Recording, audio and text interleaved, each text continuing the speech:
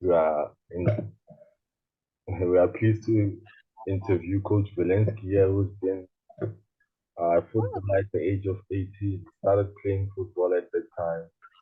And coaching perspective started at 2006 for a year, and then he started his own team in 2009 all the way to 2014.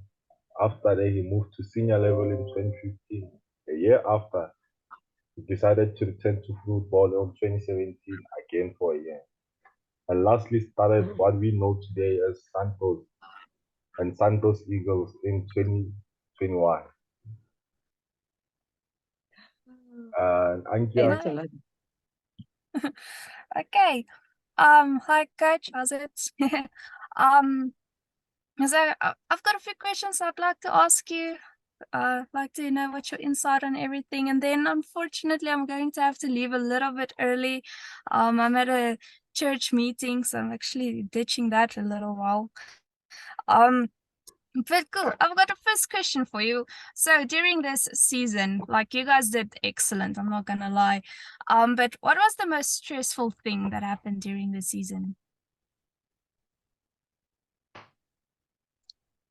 You know, I get a message here that's popping up and it's asking me, do you want to remain muted or do you want to unmute? I felt like let me remain muted.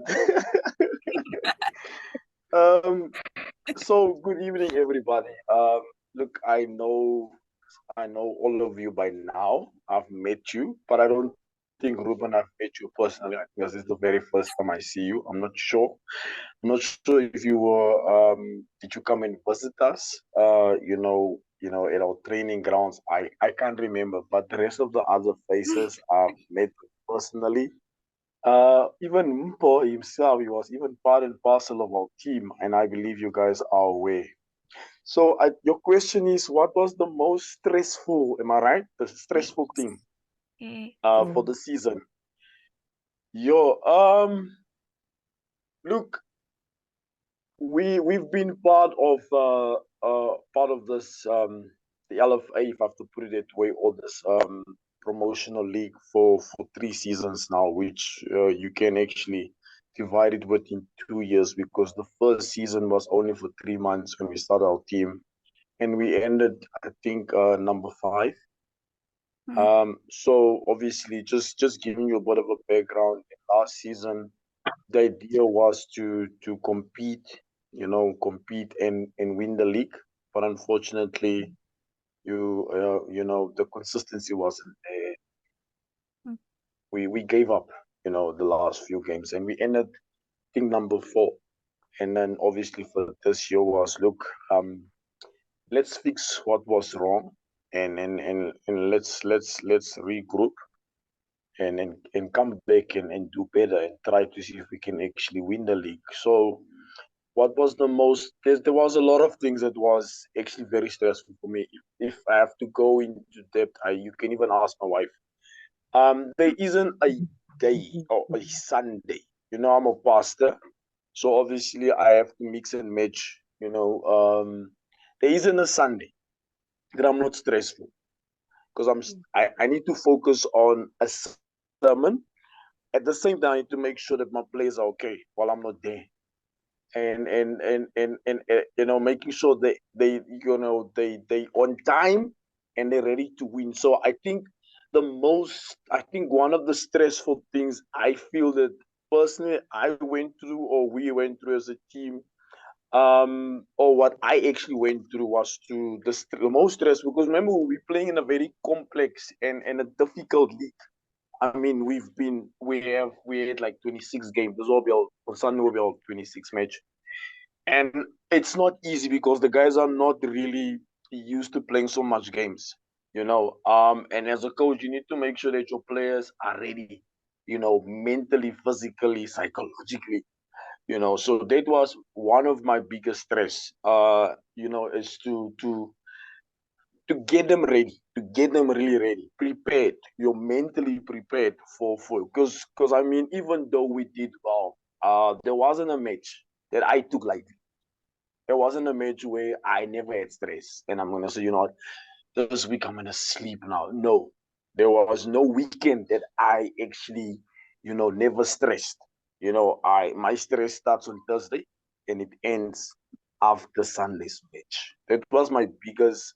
I think that's some yeah that's something I feel personally. I even lost weight.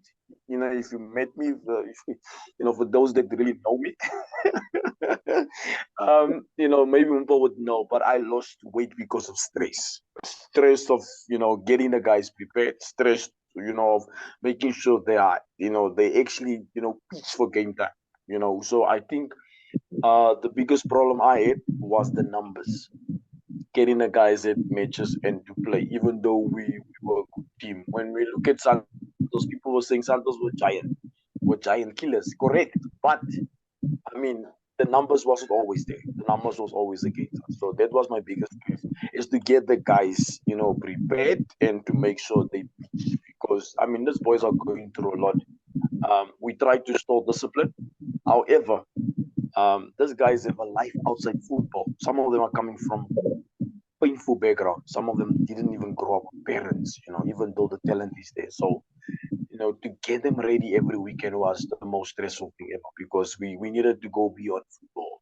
We needed to take our time and to engage with these boys, pray for them and counsel them just to get them ready. And I think that was the biggest stressful experience I've ever had, apart from just being a pastor. Yeah, no, I get you, especially with big groups. Each player has his own life, so each player has his own problems, and getting their focus from the problems to the game, like I get the struggle and the stress it can cause. Also, my name isn't Ruben. Sorry, this is my fiance's laptop. I'm just borrowing. It's um Okay, the second question I have is, what happened during the season that truly impressed you? Like, what were you very impressed by? For me, the work ethic, the work ethic was very impressive. Remember, also before I get there, the consistency. We were consistent, and that really impressed me. Consistent in terms of how we approach our matches, consistent how we play, consistent in terms of our discipline. I think that for me impressed me very much, even though if I wasn't there present because of my work and the extra activities I do, even though I'm not present, the guys would still impress and get the results. I think for me, that was my highlight. For the guys to take that initiative and responsibility, knowing that the head coach isn't there, but we're still going to stick to our mandate. Because look, I told them the mandate is clear. I've been preaching that from the beginning. And if you go to my place and you ask them, they will tell you the mandate was clear. What was the mandate? The mandate was make sure we win every match and let's win the league. That's the mandate. Up to this point, the guys would know if they are together. I would hear them talking. Remember, we have a mandate. So that's something I installed within them. So that really impressed me, was the work ethic and the consistency. For me, that was, and the positive results we got out of that. That impressed me much. Many times, I would be late for matches, and I couldn't even give them the game plan, but still they went and they got the results, and that impressed me very much. Okay, that's so cool. Okay, question number 3 I have for you is, what do you consider the team's greatest strength this season?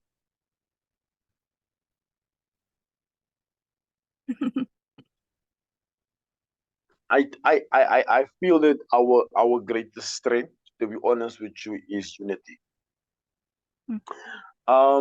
Whenever we put our heads together, whenever we agree together, whenever we, especially before match, if the guys are in one mind, in one accord, and that singing mentality, that positivity, it's unity.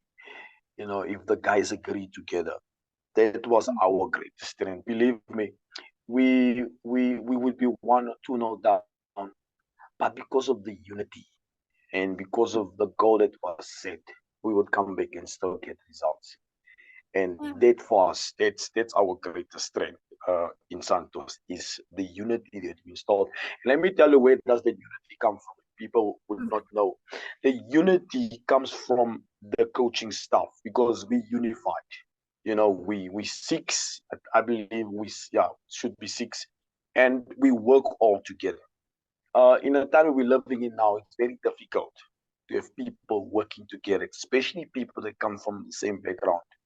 It's difficult for them to agree, right? But because of the unity, because we understood the purpose, the vision, and mission, that became so contagious. You know, in our team, that the guys knew that the coaches and the technical staff have unity. Because of that, we saw the unity in our team. And I mean, unity is power. The Bible speaks about unity. So we needed to install that unity in them. So for me, it was our greatest strength, unity. Even though there were times whereby when things didn't work out, we still stood together because we understood what was the mandate, unity. Yeah, unity that's a great strength to have. I mean, teamwork. What's a team without teamwork? Okay, fourth question is, what's the most memorable thing that happened during this season? Like, what stood out, really stood out? You know, after Sunday, that will be one of our greatest memorable experience. And I believe we're gonna get the results. But however, we're not there yet, so let's wait after Sunday. But prior to that, I would say I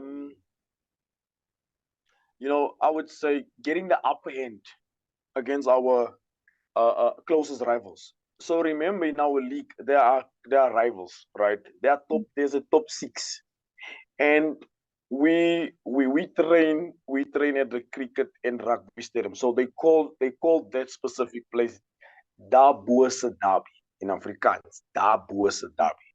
So it means there was a lot of derbies there, like your Chiefs and Pirates, you know, your Man City, Man United. That's the derby. So there you had your Lighthouse, you had your Santos Eagles, which also part and parcel of a team. But because it's a team registered on its own, even though it's under one umbrella, it's a derby. You have Everton, it's a derby. You have Pretoria Giants, which I believe is our greatest rival. And so we are the kingmakers there. We've beaten all of them. We've beaten all of them. So that for me is memorable to know that at that specific derby, that was a derby, we're the best. We're the best, When you look at the stats, we've beaten everybody. And because of that, people can't they can't stand the fact that we're good. And I'm not one, honestly, I'm a very humble person. You'll never hear me talking about what we've achieved. But in this platform, you asking me, that for me is memorable. Beating the top six and still being on top, that for me is memorable. Even though we've lost 2 games and we're still on top, that for me, it's memorable. So yeah. No, that's crazy. I actually got goosebumps. That's amazing. Okay. The last So let me question just add one more. Sorry, let me Yeah. just add more. That's also a memorable. So in our preseason, we played against the SCB team because there's only one SCB team. Yes, we are the only team that have beaten the SCB team for the past 3 seasons. We're the only team. So that for me also stood out. That even the coach came and said, you know what, people are saying that you are the best. I want a rematch against you guys. So that was something we said. That's something they were saying out of their own mouth. So it also stood out for me as something very great. Okay, that's really cool. I love it. That's really memorable things to stand out. Okay, my last question I have for you. How have you adapted your coaching style to suit the team's needs? Because obviously the team can't be a team without a great coach. So I don't regard myself as the greatest coach. I don't regard myself as one of the best. I think it's just it's more, maybe it's the experience that I've picked up. It's mainly because working with youth for many years, even though I was a bit younger than I am now, because I'm not that old, by the way. So I think it's more or less just the experience, the hard work. Because I believe when I do something, I do it wholeheartedly. I believe in that. I believe that what you put in, you get out. That's my philosophy. The guys know what you put in, you You get get out. Your question was, how did it adapt? Am I right? The coaching style, or the way we? Am I right? The Yes. coaching style. Yeah. How have you adapted your So coaching style? so we when I'm a disciplinarian, right? I believe in discipline. I had three objectives. Yes. In the guys knew the first objective was consistency, discipline, and teamwork. So Yeah. you can't be consistent if you're not disciplined. Yeah. You can't be a team player if you're not disciplined. So discipline is the core. So if I'm disciplined, I'll be consistent in what I need to do. If I'm consistent, then I'm willing to play Yeah. together. That has been my philosophy. That's something that I had to adapt and teach the team, to say that we need to have consistency. But it starts with discipline. Yeah. It starts in self-discipline. It's important. If you have self-discipline, obviously you're going to become consistent. And I think that's one of the reasons why we are where we are, because it starts with me. I needed to be disciplined in order for Yeah. them to be disciplined. I needed to be consistent in everything I do and say, and keep to my promises. And I also needed to be a team player. So that played out, and because of that, I could see it in my players. Because remember, we're not just coaches. We become fathers. We become mentors. We become Yeah. leaders. We become examples. We become counselors. You know, that's what I believe in. For me, I'm not just a coach for them, but I also need to be an example. I need to be one that needs to encourage them. I need to be one that will tell them, you know what, you can still make it, because you come from a background whereby nobody believed in. I even told one of my players yesterday that, you know what, looking at where you come from and looking at what you've achieved, I said to him, the little things you always Yeah. need to be grateful for the little things that you have. And if you're grateful for the little things, you'll be able to see what you can achieve, because we have players that don't believe in themselves. So if Yeah. I'm not a coach that believe in myself and believe in them, then it simply means they won't achieve anything. So I think that for me was important. In terms of because I don't just want to call myself as a coach. No. But I'm also a father figure, because I'm a father as well. I also need to be a mentor to them. Not, so for me it was broader. And that's the reason why I'm explaining to you that way. Because for me it's broader than just football. You understand? So Yeah. yeah. I get you. That was fantastic answers. I appreciate this time with you. I unfortunately will have to love and leave you guys. But yeah, it was great talking to you, getting this insight about the journey you had. Yeah, I'm looking forward to next season. Actually, it's gonna be amazing. You guys are gonna do extremely well. Yeah, I hope we in SAB. So Yes. different level. But please pray for us. I understand you're going to church. Pray for us. Yeah, I'll do that. Yeah, in my prayers.